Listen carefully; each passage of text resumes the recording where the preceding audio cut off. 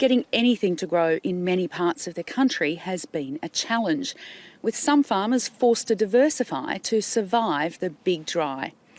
A drought-ravaged station in South Australia is turning back the clock to find a way forward. As Landline's Patrick Martin discovered, an unusual trade is providing relief to a family suffering tough times.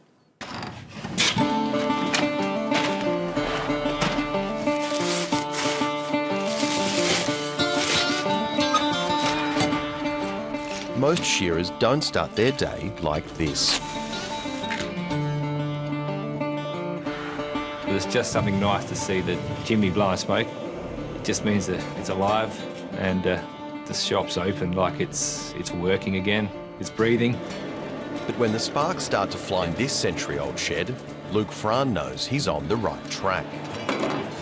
He's used to spending long, hard days in the shearing shed, but today he's using a different set of tools. The moment I come in here, you're like in a different space. You've got the fire ready to go, you've got your work for the day, and you can just escape from what's going on outside. Outside the four walls of this reinforced pug and pine shed is Hollowalina Station. The property at Craddock in South Australia's Flinders Ranges looks like your average sheep station. But what's woven into its history makes it one of a kind.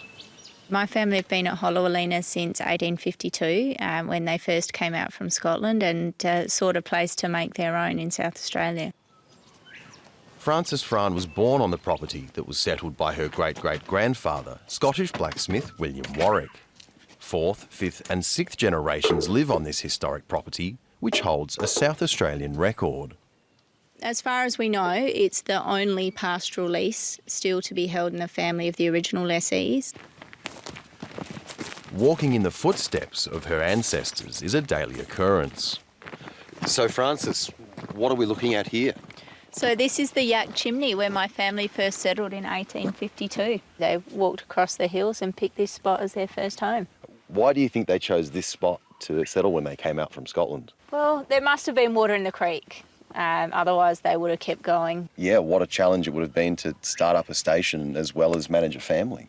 Yeah, well, with 10 kids on the ground, it would have been a full-time job feeding them, let alone working out your boundary for your stock or your fence line. Or what are some of the things you think about when you come to this site? I think the first thing that comes to mind is if Hollowalina looked like it does now when they first arrived, they would have turned around and gone back to Scotland. When Frances returned to Hollowalina with her husband and children 10 years ago, the goal was clear.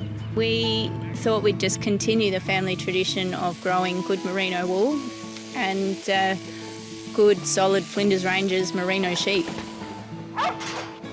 Good rains for the first 5 years meant the future looked bright. In that time, we got our stock numbers up quite quickly, and we were really happy with the line of sheep that we had, and we were able to, I guess, have the luxury of culling the bloodline a little bit to really refine the kind of sheep we were growing. But in only a few years, everything changed. last year we had 4 inches of rain, but not one single event was over 8 millimetres. So the amount was okay, but just not enough to germinate, and the average is 10.5 inches, so we haven't had a rain above 8 mils since November 17. And what has that done to your sheep business? Oh, it's just crippled it, just taken it away from us without slipped through our fingers. 1 year's worth of rainfall in 3 years sucked the life out of the property. No part of the station has been spared from the toughest conditions faced in recent memory. When you're driving around on station and you're seeing what you're seeing, what goes through your mind? She was tough. Back at the end of summer when the livestock are actually dying around the waters and you'd go you'd check the waters and you're dragging sheep away or having to destroy them, that wasn't fun. It's a daily job sometimes. It's part of our life out here, but when you do it regularly, it catches up with you eventually. For Francis and Luke, escaping the drought was impossible. So Luke, this is the shearing shed. What was it like in here this time last year? Oh, we had 6 shearers and there was a hive of activity. There was a dozen people running around. It was great. We loved the first day of shearing. And Francis, what was it like in here this year? Oh, completely different. It was just Luke shearing a sheep after sheep by himself and me picking up the wool. So, yeah, not really much fun, to be honest. Yeah, there's never been a year where someone shored the sheep on their own in this wool shed that we know of. So, yeah, it's not a good record to have. When we finished shearing and things were just so miserable, we were in a little bit of a lost phase. The path forward was written in the history books. When the family restored parts of the homestead 6 years ago, they started a new chapter, even if they didn't know it yet. The buildings are 100% Holowalina. Everything that we used is from here. With the help of a restoration team, the family brought century-old buildings back to life. We were able to cut the pines to replace the timbers that needed replacing for the buildings.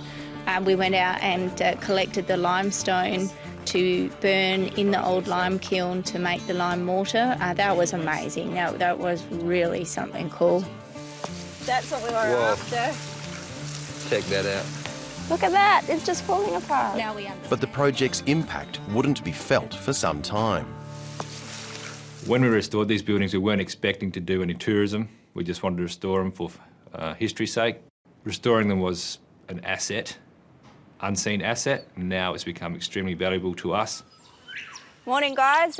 Hope you had a good night staying here last night, and welcome to this morning's tour. We're going to start today's tour in the station store, which was built in 1856. So let's go and have a look.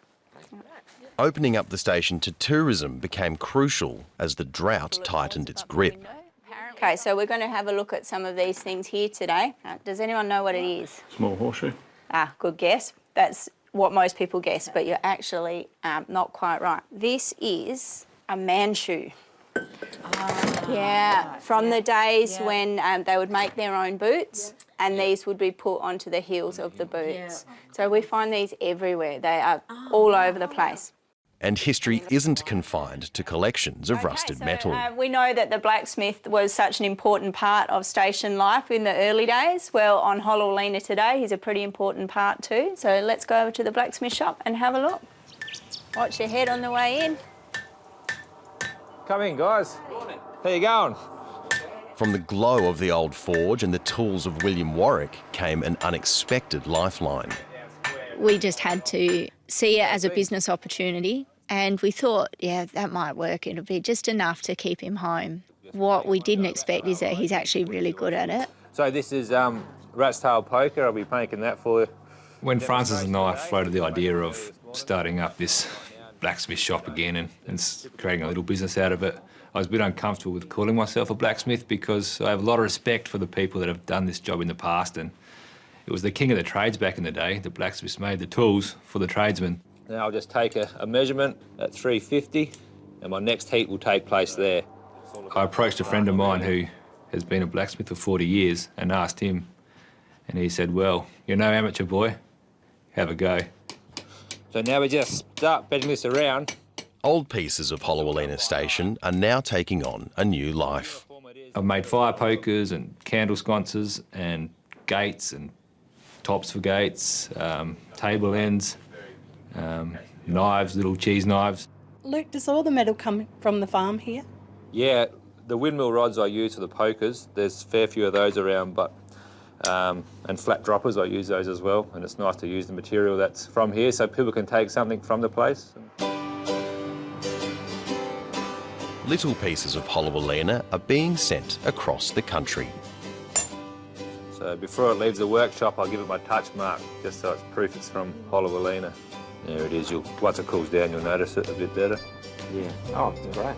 There's been huge support from people we know and people that don't know us. They understand it's tough and we're trying to do something different, and people have been ordering stuff from me. It's not huge, but it keeps me here in the shop. It's also a chance to pass on old school skills to the next generation. Yes, now. And when the orders pile up, it's all hands on deck. And we're just going to wrap these ones up. The main benefit is to see him smiling again. I can consider myself very lucky that I have a space to come to, which separates me from outside at the moment. There'll be a lot of people also doing it tough and tougher that may not have the opportunity to be separated from the daily toil. It's also meant a valuable cash flow in a crippling drought. But that's not the biggest benefit of this project. I think William would be pretty proud of us because he came out to Hollowalina not knowing what he was getting himself into and facing a lot of uncertainty. And really that's what we're looking at now with a lot of other farmers around Australia. We've got a really uncertain time ahead and we've chosen to take this pathway forward and try a new adventure.